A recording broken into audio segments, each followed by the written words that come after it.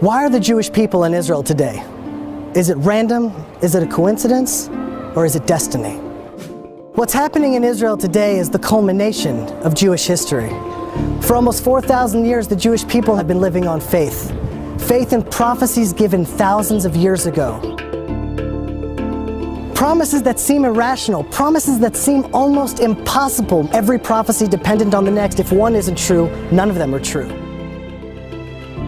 Every single one of them is coming to pass in our lifetime. Every single one of them.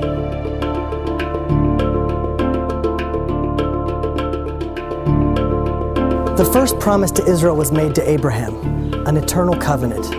And I shall establish a covenant between me and you, and between your offspring after you throughout their generations, as an everlasting covenant. The Jewish people are the only ancient people alive today. The Assyrians, the Babylonians, the Jebusites, the Canaanites, all of them are gone. Well, no nation has survived such scattering and then remained a nation. They became assimilated, and eventually any trace of the original is gone. We, an eternal people, stand alive today. We also know that if the Jewish people don't live a godly life in the land of Israel, we're promised to be scattered to four corners of the earth. Which is, guaranteed to cause an extinction of any people. Scatter people around the world, they're going to be gone. The last thing you would want to do to an eternal people is to scatter them across the world with no common culture, no common language, no internet, no forms of communication. How will the Jewish people stay Jewish? How will we stay eternal if we're scattered across the world? And yet, that's exactly what happened. We remain the people, not only just a faith or religion, but a family. God will scatter you among the peoples, and you will be left few in number. The most recent census numbers the Chinese people at 1.3 billion, plus or minus 12 million. 12 million, that's the entire number of all of the Jewish people worldwide. We're a statistical error when just counting the people in China. That's how small we are. The fact that we're scattered and small and we've been subject to the greatest hatred in human history. The Torah tells us the atrocities and the curses that would come upon the Jewish people throughout the exile.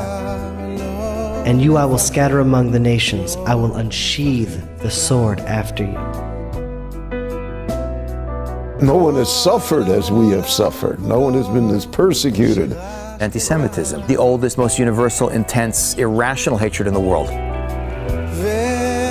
If it was pogroms, crusades, the Inquisition, Muslim oppression, nation after nation, religion after religion. And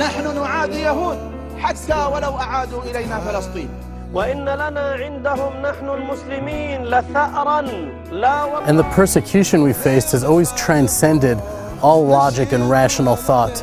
When we were poor and destitute in the shtetl, we were hated for being parasites. When wealthy, for being money grubbing. One thing that we could always rely on is that there would always be a reason, a pretext to hate us. And despite all the persecution, not only have we survived, but we've thrived. Now imagine that, a tiny, persecuted, scattered people. Out of all nations, how are they supposed to shift global consciousness? The same nation that everyone's going to hate is going to be scattered around the world and shouldn't even be here is told we're going to be a light to nations. Those two things don't go together. We shouldn't even be here, much less impact the world. Here is a people that, small in number, that has influenced the world in unbelievable fashion. All the science and all the wonderful things that they contribute to the rest of the world. Wherever they find themselves in any country, they become the lifeblood of that country. They're an extraordinary energy. And you can literally see a direct correlation between countries that have Jews in them and how they treat the Jews and how those countries do in terms of their political development, their scientific development, their technological development. The Torah tells us that if the Jews don't do their charge, so they will be sent out of the land, and while they're away, the land will become desolate. The land in the late 1800s was barren, full of rocks. We couldn't produce anything here. Mark Twain came here in 1850. He talks about all these places that he tried to pay respects to. He was saddened by the fact that it was a desolation. Nothing grew here. The land would lay desolate, and your foes who dwell upon it will be desolate. Now, to understand the impossibility of that promise, you have to understand the geographic map of biblical Israel. All the ancient pathways cross through Israel. Every empire throughout the last 2,000 years tried to settle the land of Israel. Babylonia, the Persians, the Medes, the Greeks, the Romans, the Ottomans, the British, all of these empires with all of their wealth and all of their resources tried, and all of them failed. So you think land is land. Either it will be fertile or desolate. Either it will bear fruit or not. But the land of Israel plays by an entirely different set of rules. Then we're told that when the Jews return to the land of Israel, the land will start to flourish again. It'll blossom. Just as the people have been revived, the land has been revived. The land of Israel responds to the people of Israel. The land didn't change, it returned to itself. The blood rushed to its cheeks and the color returned to its eyes. The fruit had a vibrance of color like it hadn't in thousands of years.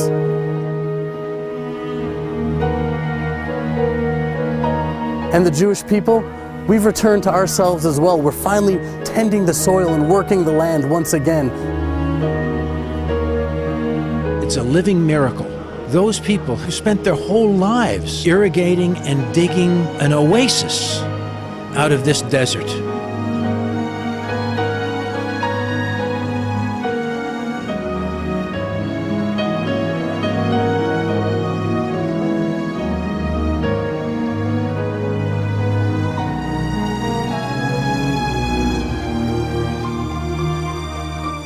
The ingathering of the exiles, it's the most prophesied event in the Bible. It's mentioned over 40 times. Unprecedented in history.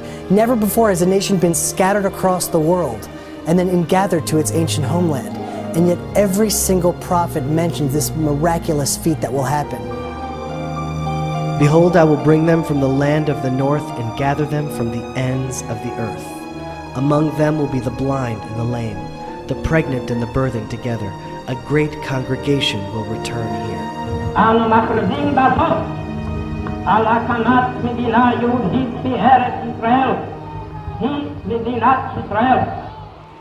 ברוך אתה אדוני אלוהינו מלך העולם.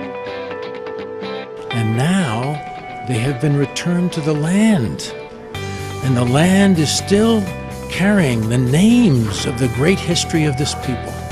It's unbelievable. Today in Israel, you see universalism.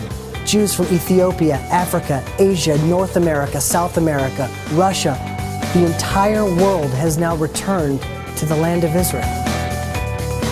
The prophets tell us that the Hebrew language will eventually be revived. When's the last time you saw a Phoenician English dictionary? Probably not for a while because Phoenician is a dead language. You know what language they speak in Latin America? It's not Latin because Latin too is a dead language.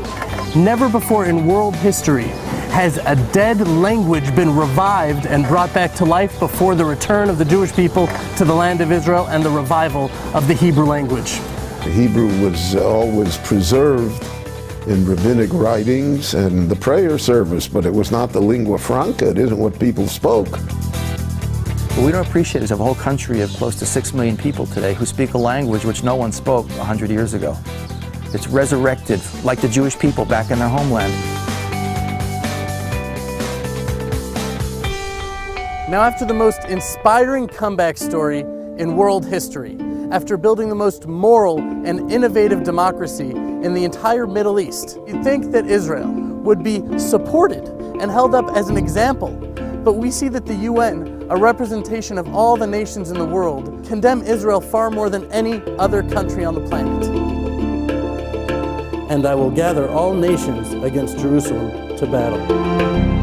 The only country in the world that its destruction is being called for by a member state of the United Nations, that its national movement, Zionism, was declared racist and illegal by the United Nations, that its capital city, which is arguably the oldest capital of any country in the world, is not recognized by any country, and there's many, many more points. In those days it will happen that 10 men from all the languages of the nations will take hold of the corner of a garment of a Jewish man, saying, "Let us go with you, for we have heard that God is with you." today with such abundant materialism, there's an unprecedented spiritual thirst. It's not so much because of outreach work, I think, but it's just the very nature of Jews being in the land of Israel.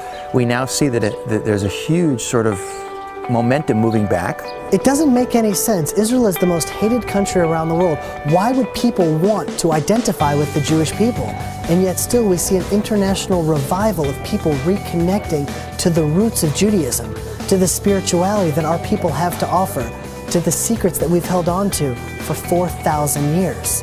The spiritual revival is happening today. As Israel becomes increasingly isolated in the world, there will be those who stand up for Israel with the faith and integrity of Abraham, and they will make all the difference. Israel was founded 3 years after the Holocaust. 3 years after 70% of the Jews were destroyed in what is exponentially the largest slaughter of any people in human history, the remnant trickle back against the will of the British, okay, with no support from the world, into a desert piece of real estate with no natural resources, no infrastructure, surrounded by millions of hostile Arabs in a constant state of warfare, terrorism, economic blockade. And think about it, within a few years, the desert is exporting fruits and vegetables to the rest of the world. That Israel is the only country in the world that has more trees at the end of the 20th century than the beginning. In terms of high-tech per capita, the most in the world is in Israel, done in less than 40 years, with no natural resources, constant war, terrorism, economic blockade. It's unbelievable, but people just don't see it because we've gotten used to it. It's Jewish history. It's all supernatural. We were given these visions and promises thousands of years ago for our time and for our generation. Every single promise has come to pass, and the challenges we face today are part of a greater plan. Biblical destiny, human destiny is unfolding today in Israel. A worldwide movement is growing stronger every day, and it is your opportunity to join the greatest revolution in human history, Israel.